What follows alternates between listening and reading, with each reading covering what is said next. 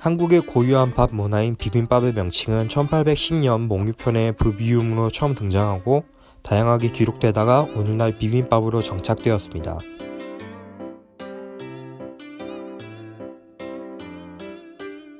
또한 조선 후기 실학자인 오주 이규경은 오주연 문장 전상고에서 각 지방의 특산물을 소개하면서 평양의 가목로 냉면, 골동반이라고 이야기하고 있습니다. 그러나 비빔밥의 종류만 나열할 뿐 특정 지역의 특정한 비빔밥을 이야기하지는 않습니다. 이것은 과거로부터 우리나라는 특정 지방이 아니라 전국적으로 다양한 비빔밥을 먹었다는 뜻입니다.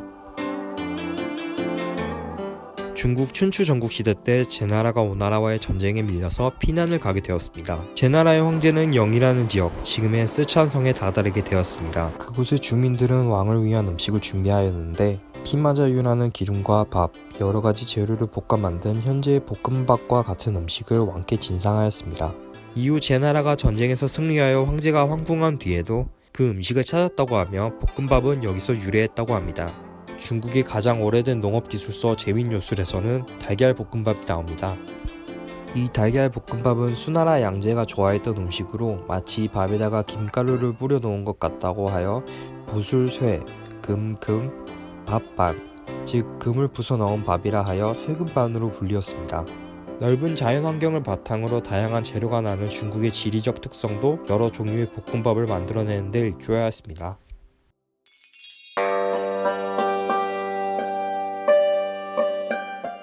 일본의 덮밥 돈부리는 무로마치 시대에 밥 위에 5종류의 음식을 올려 먹던 호우한이라는 요리에서 유래되었습니다.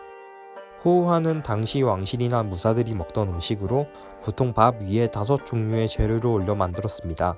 이후 에도 시대에는 밥 위에 다양한 재료를 올려 한 그릇에 담아내는 음식점이 증가하였고 이를 캔돈야라고 불리는데 이곳에서 음식을 담아내는 그릇을 캔돈부리바치라고 불렀습니다. 이 용어가 돈부리바치로 줄여 부르게 되었고 돈부리바치에 담아진 음식을 돈부리모노, 줄여서 돈부리라고 불렀습니다.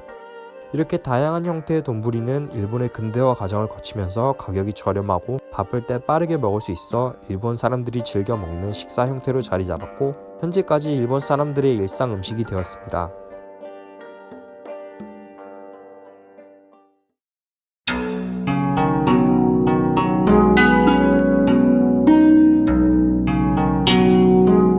(1인당) 생선 섭취량 1위 국가가 어디인지 짐작하시나요?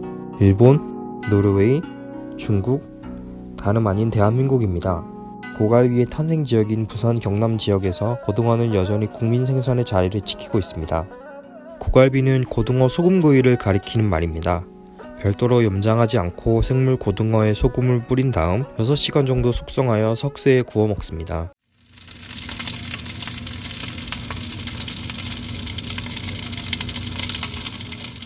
대체로 개항 이후에 일본인이 들어오면서 먹었다라고 되어 있습니다. 물론 뭐 그 굽는 방식은 여러 가지이긴 한데 어쨌든 그런 고등어를 구워서 먹는 요리들이 유행했던 것 같아요. 기록에는 한국 전쟁부터 시작을 하고 있어요. 아무래도 먹을 게 귀했던 시절에 이 고등어를 가지고 뭐 반찬을 하든 배를 채우든 특징 중에 하나는 그렇게 구워서 먹었던 것 같아요. 싱싱하니까.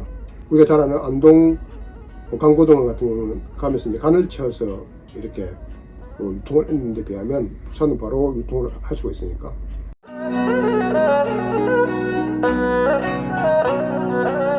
다리가 달린 것은 탁자 빼고 날아다니는 것은 비행기 빼고 다 먹는다는 중국의 다양한 식생활처럼 생선 역시 중국 음식에서 빠질 수 없는 재료입니다. 대부분 대륙인 중국의 지리적 특성상 해산물을 고급 재료로 치고 해산물을 이용한 요리를 수산물을 이용하지 않은 요리보다 고급으로 칩니다. 땅이 넓은 중국의 내륙 지방에서 생선 요리는 왕이나 귀족만 먹을 수 있는 귀한 음식이었고 생선을 잡기 쉬워진 지금에도 귀한 손님에게 대접할 때는 생선 요리 하나 이상을 포함시키는 것이 예의로 굳어졌기도 합니다. 그러나 바닷가에서 먼 지역에서는 이런 고급 생선 요리를 자주 먹기는 어렵기에 중국 서민들은 민물고기로 해산물을 대체합니다. 사천 요리인 카오이는 그 좋은 예시입니다. 사천 요리가 시작된 스촨성은 대륙에 위치해 있어 바다 생선을 구하기 어렵습니다. 그렇기에 카오이는 큰 가마에서 초벌구이란 향어나 잉어와 같은 민물 생선을 양념된 국물에 넣고 마늘, 고추 등 입맛을 돋궈줄 채소를 곁들여 줍니다. 마라와 함께 조리된 양념과 채소는 민물 생선의 비린내나 흙내를 잡아줍니다. 보통 마라향 음식에 비해 비교적 마라향이 강하지 않은 양념이 도톰한 생선살에 적절하게 곁들여져 있기 때문에 생선에 익숙하지 않은 사람도 마라에 익숙하지 않은 사람도 쉽게 즐길 수 있는 서민 음식입니다.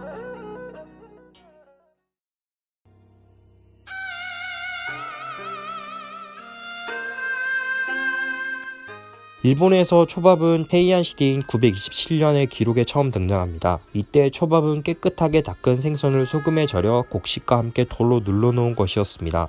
그러다 1603년 에도 시대에야 식초를 사용한 오늘날의 초밥의 모습이 처음 등장합니다. 식초는 부패를 방지하며 날생선의 비린내를 잡고 맛을 정리하며 발효식품의 풍미를 첨가시키는 일석사조의 효과를 냈기 때문입니다.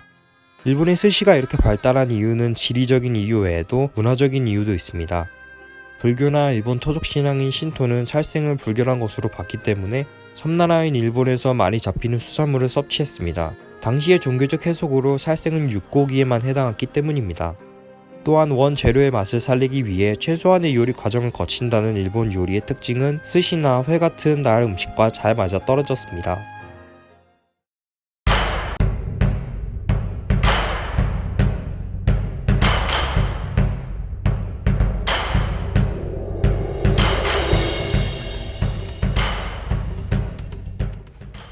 이 말들은 모두 삼국지와 고려사에서 나오는 이야기입니다. 과연 만두에는 어떤 역사가 숨어 있을까요?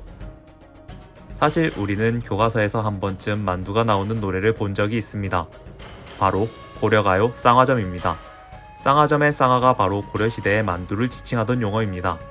과거에는 만두가 궁중의 잔치에 차려질 정도로 우리나라에서 귀한 음식으로 여겨졌습니다. 평안도나 황해도와 같은 북부지방은 만두빚기의 오랜 전통을 가지고 있습니다. 옛날엔 북부지방에서는 추운 날씨에 메밀과 밀의 재배가 보편적이었지만 온난한 남부지방은 쌀 위주의 농사를 했기 때문에 쌀을 이용한 음식 위주로 발전했습니다. 김치만두의 경우 특이하게도 남부지방에서는 배추김치를 씻지 않아 넣어 속을 빚고 이북지방은 고춧가루의 텁텁함을 없애기 위해 김치를 씻어서 넣는 차이가 있습니다.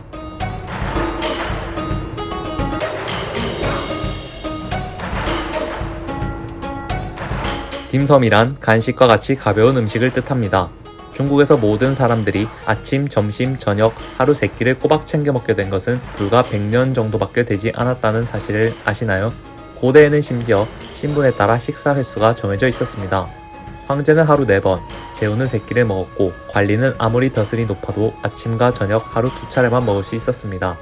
황제와 왕을 제외한 사람들이 하루 2끼만 먹었던 시절 배고픔을 달래줄 가벼운 요깃거리가 필요했습니다. 그래서 간식으로 먹은 것이 바로 점심이었는데 지금 우리가 알고 있는 점심이라는 단어가 바로 당나라 때 등장했습니다. 마음에 점을 찍는다는 의미를 조선의 실학자인 이익은 이렇게 해석했습니다. 그렇기에 광동어인 딤섬은 때와 관계없이 가볍게 먹는 식사라는 뜻입니다. 그러나 홍콩에서 딤섬을 먹는 방식이 매우 유명해져서 오늘날에는 일종의 고유 명사화되어 수백 가지 만두와 중국식 페스츄리, 과자들을 대나무통 혹은 증기찜통에 넣어 먹는 것을 의미하는 단어가 되었습니다.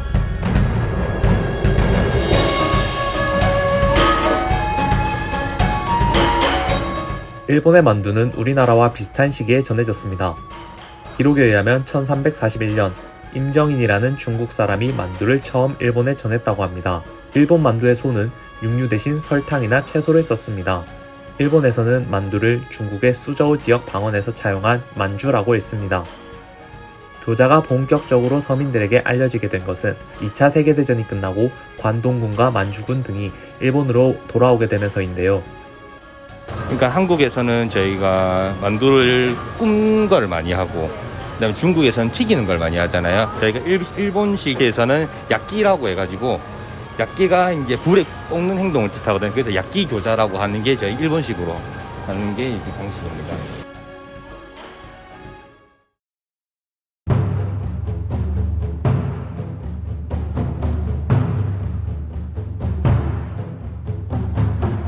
여러분들은 어묵과 오뎅의 차이를 아시나요? 어묵은 생선살을 넣게 만든 음식으로 어묵이 우리나라 역사에 처음 등장한 것은 조선시대입니다. 이때의 어묵은 수라상에나 올라가는 고급 음식이었는데요. 일제강점기에 일본의 먹거리인 가마보코와 오뎅이 전해졌고 어묵은 고급 음식이던 가마보코를 당시 어려운 우리나라 형편에 맞춰 저렴하게 만든 음식으로 변모합니다. 6.25 전쟁 때에는 피난민들의 값싼 단백질 공급원이며 산업화 시기에는 서민들의 주요 반찬거리였고 퇴근길 포장마차에서 저렴하게 배를 채워주는 먹거리였습니다. 어묵하면 떠오르는 도시는 부산입니다. 부산 어묵은 부산 일대에서 생산되는 생선살을 원료로 한 향토 음식으로 자리 잡았습니다. 길거리 노점에서 먹던 군것질 음식이나 밥 반찬으로 치부되던 어묵이 이제는 베이커리형 공간에서 사고 파는 고급 음식으로 변화하였습니다. 부산의 어묵 회사가 주축이 되어 어묵의 패러다임을 바꾸고 있는데 바야흐로 부산 어묵의 전성시대라 할 수 있습니다.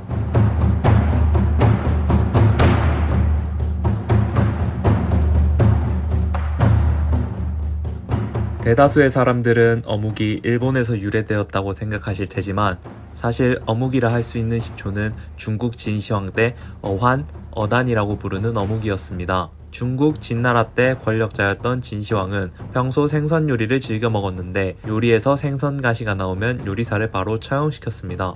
이에 한 요리사가 가시를 제거한 생선살로 생선 완자 요리를 만들어 바치자 진시황이 매우 흡족해 했다는 기록이 있습니다. 이 음식은 기름에 튀기기보다는 주로 물에 삶아서 먹었다고 합니다. 진시황이 먹던 바로 그 어묵 요리는 지금까지 전해지지 않지만 비슷한 방식으로 제조하는 요리는 어양동고 등의 모습으로 지금까지 전해져 옵니다.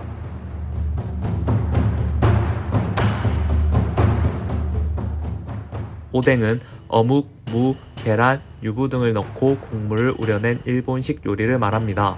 에도 시대의 오뎅은 두부를 넣는 게 일반적이었지만 메이지 시대 이후에는 어묵이 주 재료가 되기 시작했습니다. 들어가는 재료도 다양한데 기본적으로 어묵 외에 문어, 소 힘줄이 들어가며 간혹 떡이나 만두를 넣기도 합니다. 일본에서는 일반적으로 포장마차에서 오뎅을 판매합니다. 가게 주인이 오뎅을 조리하는 모습을 앞에서 볼 수 있는 형태로 테이블을 앞에 두고 의자에 앉아 주인에게 원하는 음식을 주문한 뒤 앞접시에 덜어준 오뎅을 먹을 수 있습니다.